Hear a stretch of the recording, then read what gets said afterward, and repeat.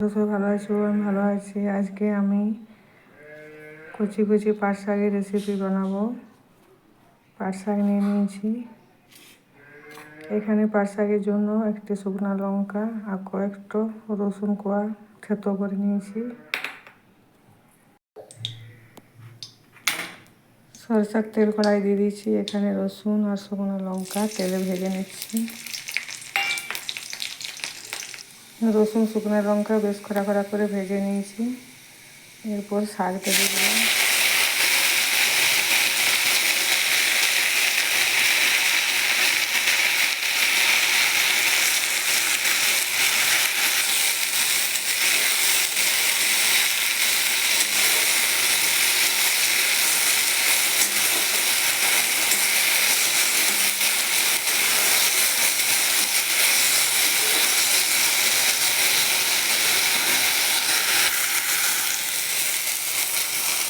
লবণ,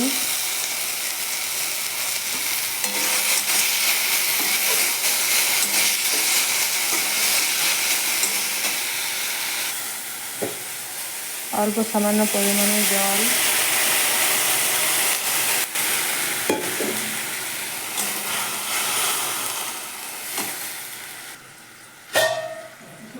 অল্প ঢাকা দিয়ে সেদ্ধ করে নিচ্ছি।